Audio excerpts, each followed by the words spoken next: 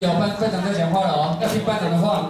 不是，做空哎，大家不大家乱七八糟哟。乱七八糟。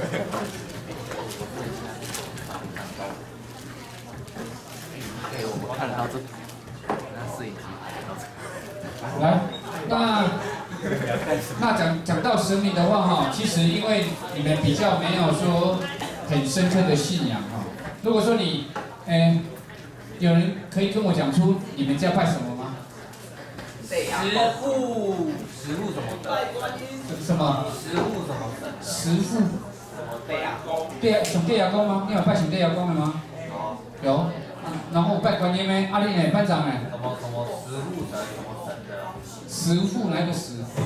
石头的石。哦，九父吗？九户啥？九。对呀。不，九父应该是千岁爷吧？跟他是。哦，跟他是哦，有，因为王爷的那个信仰里面，他有很多百家姓都有。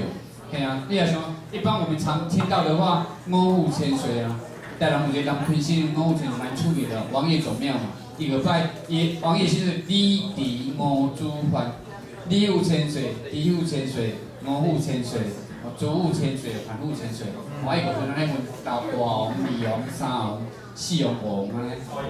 对，他有顺序啊，他有那种兄弟姐妹这样子啊。哦，我妈做为所在个分大妈、二妈、三妈、四妈、五妈，第二个嘛是安尼分啊，大弟、二弟、三弟，四弟、五弟，类似像这样子。老师，你唔知对啊，恭喜啥？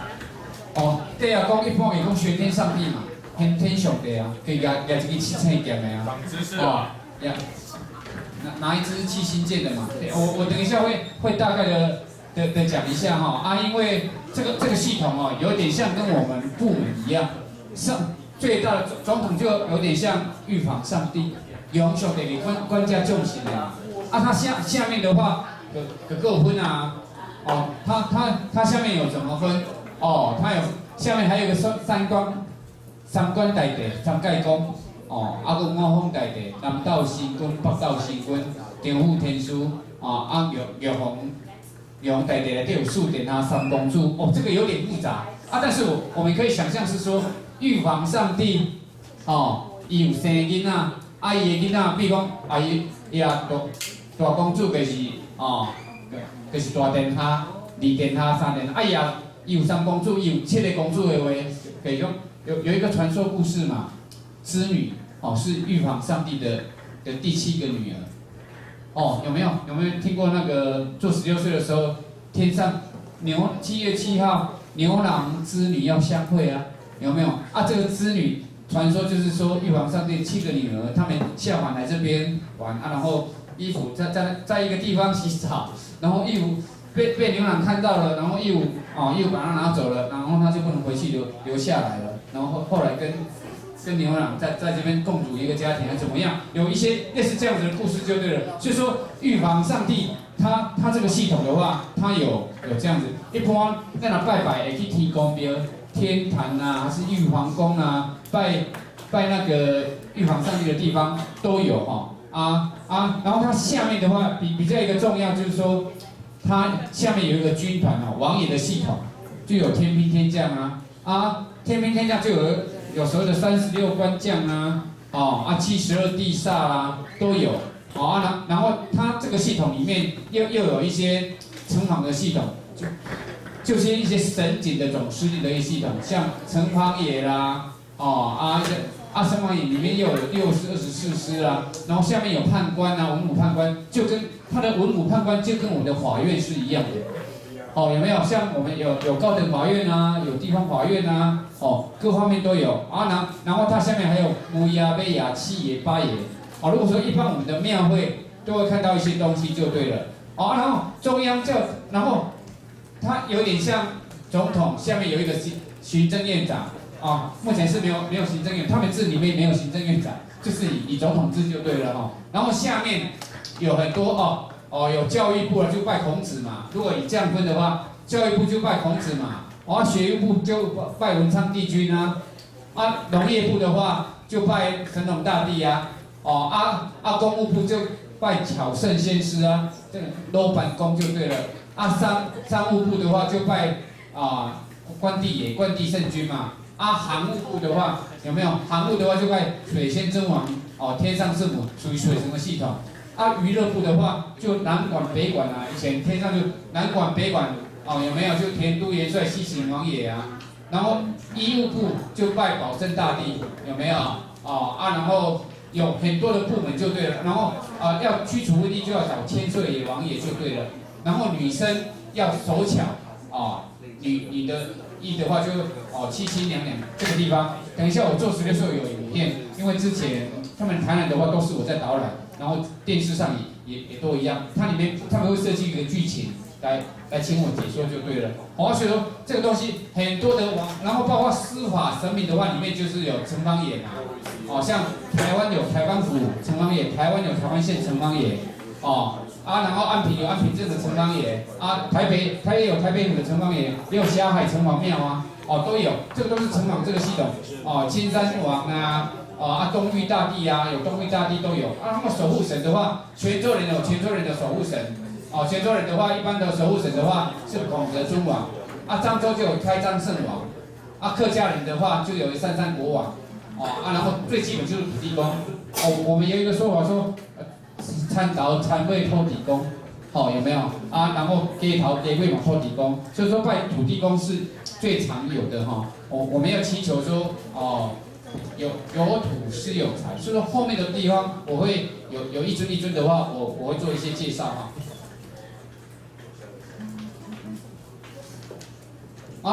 然后这个神明信仰这个东西其实有很多种类，我重点是要讲这个排行榜。神明的信仰从早期从日本人来的时候就有做一个调查，第一名是土地公，第二名是王爷，然后天上圣母，天上圣母就是妈祖啦观音佛祖、玄天上帝，它有一个排行榜在这个地方，然后一直到目前为止到现在103人做了调查，也是一样，第一名还是土地公，然后下来就是王爷，然后释迦牟尼佛教跑出来了，因为一般以前在台湾38年战后以后，才有大陆那边的一些和尚跑过来，才有一些佛教才慢慢振兴起来。不然以前在台湾都是斋教，可是用南宫假菜就是斋教的佛教，早期是斋教而已。是38年以后的话，国民政府来台的时候就变了，然后实际上佛教就逐渐起来了，然后。观音佛祖因为观音佛祖它是横跨佛教、道教都有像佛教叫观世音菩萨如果说一般我们民间信仰都观音不周嘛当然嘛，我觉得你讲不周母也有，就是对他的称呼就对了因为不周嘛对他的尊称，让咱阿嬷赶快不周母跟咱妈妈赶快有这种习俗天上圣母、玄天上帝那因为这个公益的流派的话，一般公益里面有分泉州派、跟福州派、跟漳州派为什么会这样分？福州派的人的开基师傅过来，他就叫福州人来传习这个技术，叫福州派；泉州人来传习这个技术，叫泉州派。从这个神像里面可以看得出来，同样的东西，福州派比较像人，比较写实泉州派比较写意如果你看到这个神像，他的动作都比较夸张的比较有那种立体的那种感觉的话，都是福州派。包括福州派的建筑也是非常的夸张、艳丽，各方面的东西都有然后包括神明，因为这个东西，因为美学观念，因为如果是先让小朋友有，那我们同学有一些观念，后面我可能会用影片来知道说，神明是什么制造出来的，这个也是重点，让你们所了解然后一般神明的话，他选的都是一种樟木比较多，因为樟木的话，它比较软硬适中，然后重点它可以防虫，比较不会有那种虫害跑进来，白蚁还是什么，其实它还是会跑进来，但是重点是说它有一种很特殊的香味，所以说这种虫比较不会跑出来就对了重点神明的话，不要给同时有观念，它有固定的尺寸，寸切是袂使乌白变的，哦。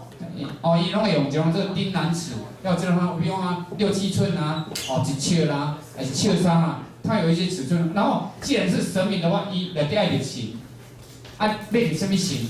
这个就是重点了哈。买伫什么形哈？一般我们看得到的话，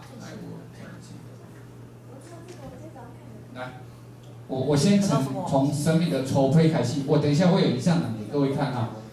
这个是一个天上圣母哈，然后天上圣母的话，它还没有成型之前，然后这筹胚哈，就把它的粗略的形状，要当雕刻师，它一个重点，它立体观念一定要很好，一定要有办法把这个立体的筹胚出来，然后一步一步把筹胚料来加然后再把它修细一点，有没有？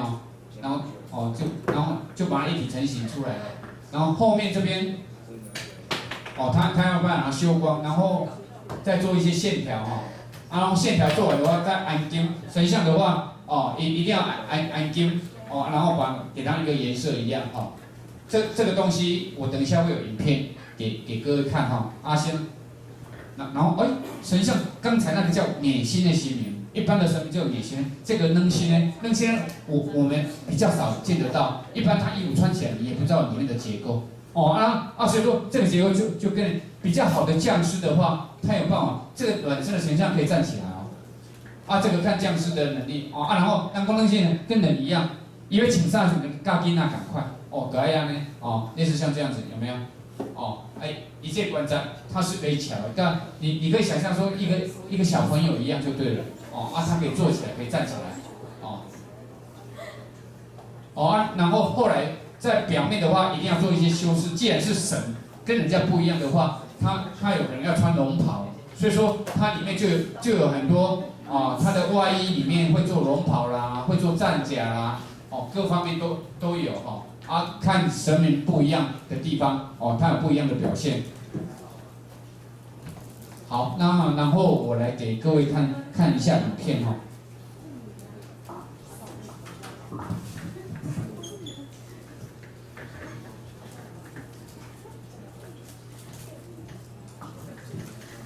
一般木雕它有分刚好好的头手的师傅，一个就拍筹胚，因为筹胚就是它基本的架构出来，然后开面，那是重点因为影片有一点蛮长，我就跳着让各位看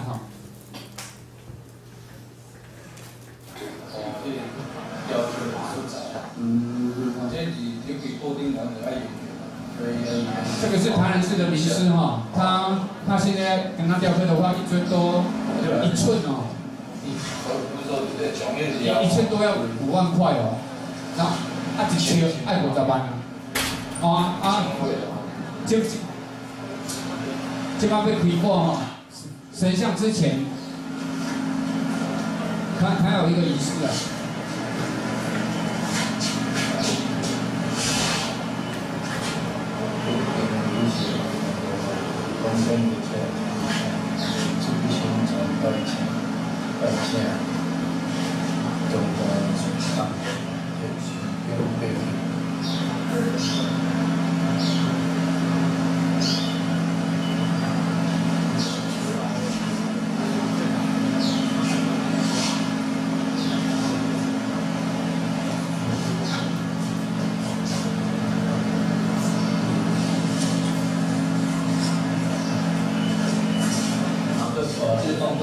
上香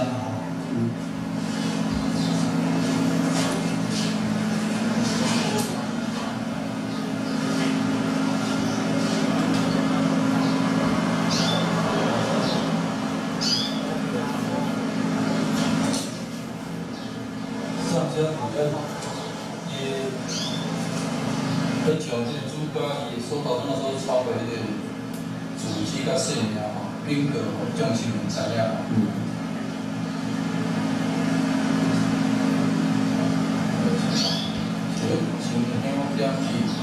品格基本上基本上是经历某某人他伊个自己在什么所在这个样子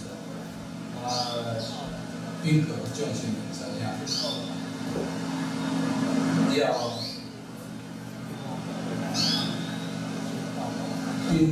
因价要听的生存感。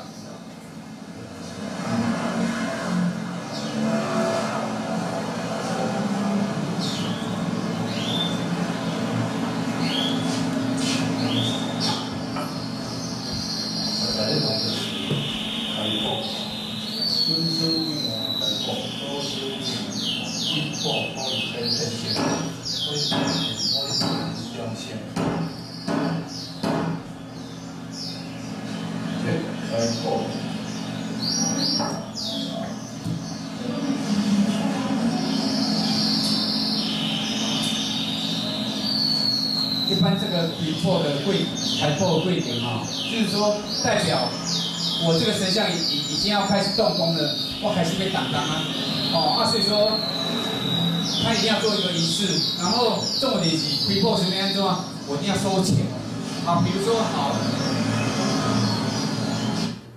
比如说一件神像，他现在是台南市的那个国宝级的人物了哈，一寸。一寸铁锅湾，那很恐怖哦。以他们的等级的话，这个算目前台南市算顶级的雕刻师哈，一寸5万，一尺是50万。这导尊的姓名，一尺是50万。所以说他努力了40年好了，得到这种东西。但是重点是，你要知道雕刻神明他有分3个阶段要付钱。买材料，他一定要去买一个材料嘛，然后。付钱的时候，先付3成，一般是这样子。开播的时阵，付3成，然后立形，一般的立形来讲，已经有一个样子出来了，一个大概的样子出来，立形的时阵，各付3成。到后来已经都完成的时候，付4成。是不是334？然后就他们有一个程序，所以说他一般一个重点的程序就是说立形。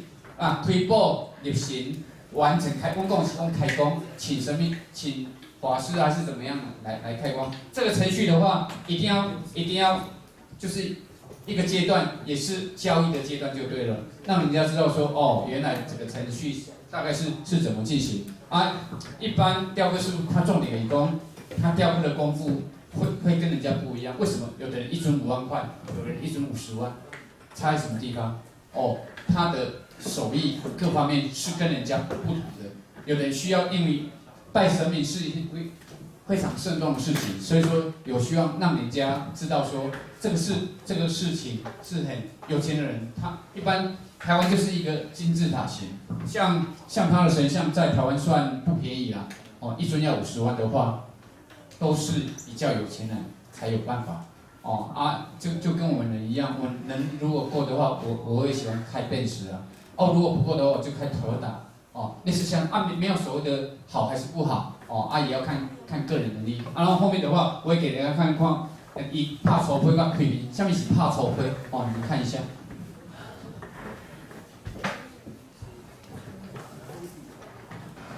这个雕刻很复杂。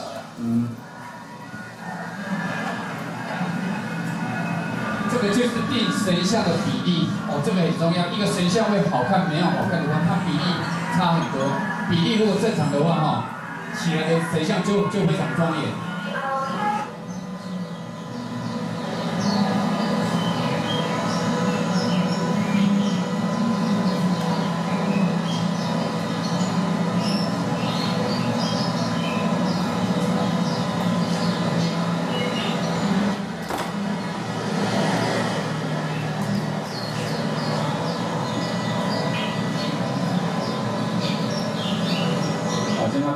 大概那个面体拢是遐有做就对啦。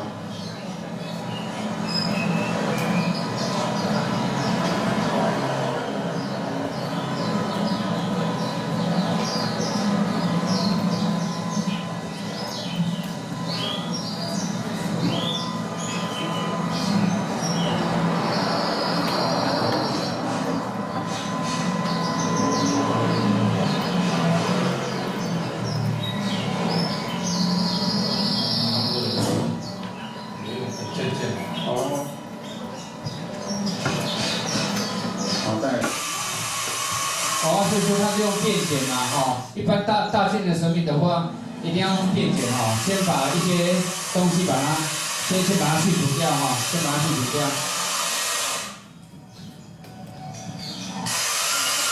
因为这一尊也算蛮大尊的了，也算蛮大尊的。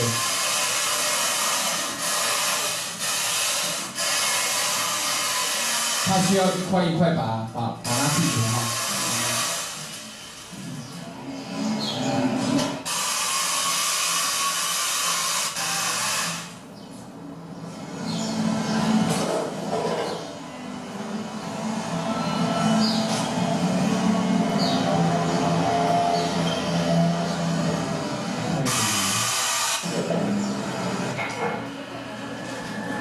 它就是模仿台南有一个大天后宫的妈祖他那个神像要模仿那个神像把它做出来的到后来就裁剪以后的话就长了这个。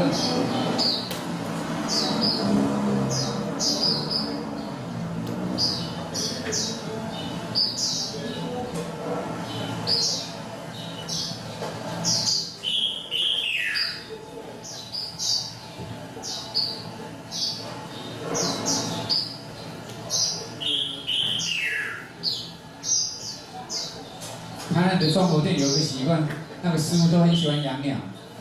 所以说我们会听到一些，如果有机会到台南去的话，很多像的师傅他们都喜欢养一些青笛一些鸟类。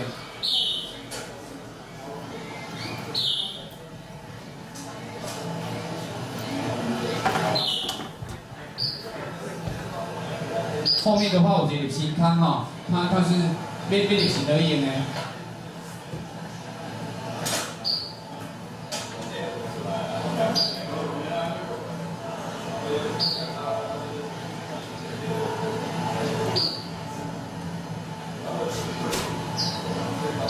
我到后面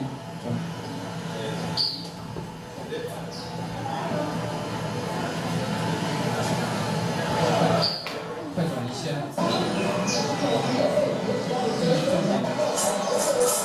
这个是重点金尊喜太子爷他如果表现出一个小朋友的那种神力出来这个很重要。所以说他一定要先抓一个中心线因为如果说你对传统艺术有兴趣的话，这个中心线一定要先抓出来。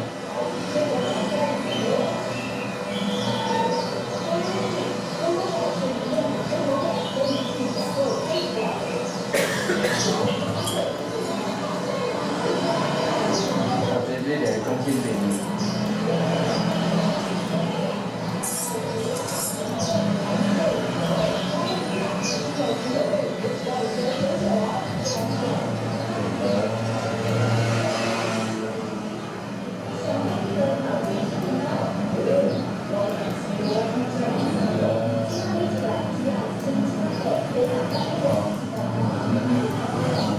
好，这个。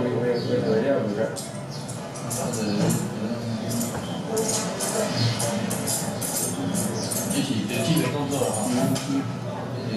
他的东西是目前台湾里面大陆里面仿造的东西最多的，因为现在有3D 列印的嘛，只要照片有你外面拍一拍然后出来的东西是最高级的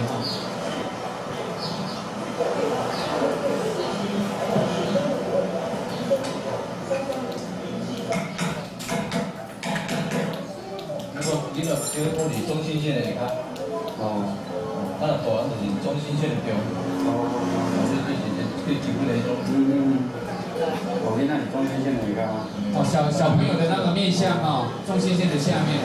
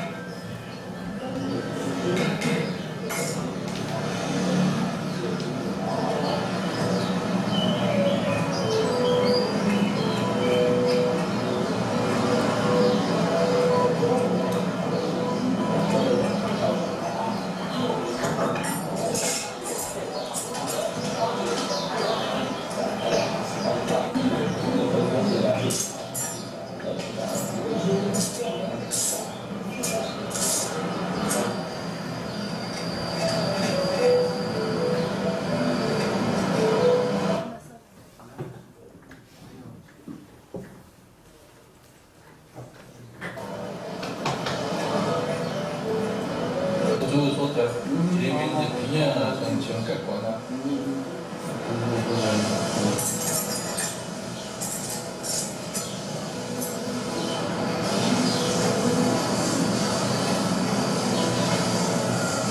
就是这人吼，伊就是好歹的，伊今天有做重要的。哦，所以我全部嘛是就是我念降学的。有啊，我去学这呢。你去学吼？有啊，我对这个兴趣，因为这前天几天在看人吼。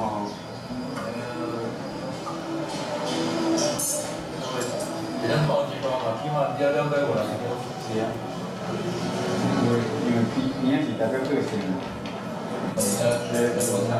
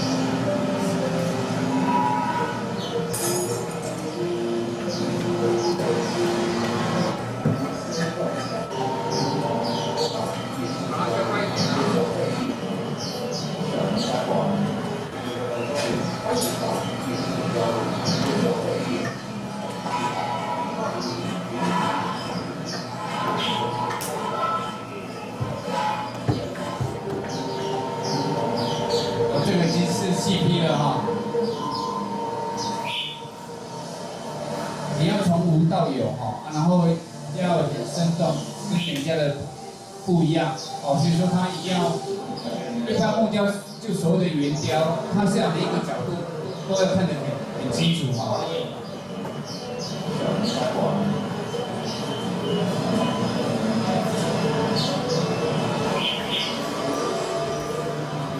像这一尊的话，当初就要差不多50万哦。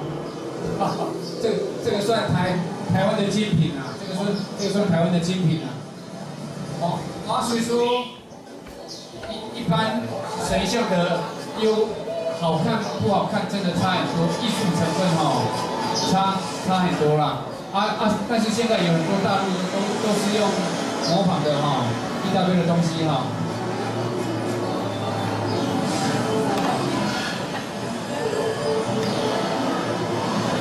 所以说，比较用心的匠师的话，他后来就是会有一些成就了。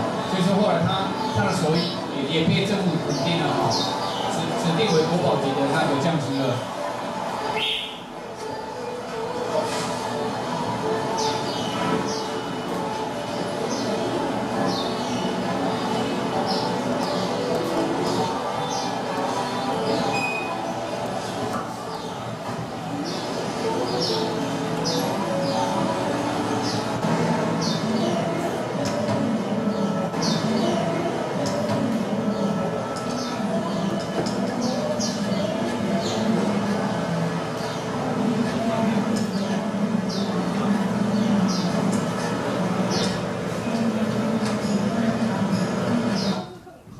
因为后面我有很多东西要讲，所以说让大家看一下哈，他那个过程。所以说一件作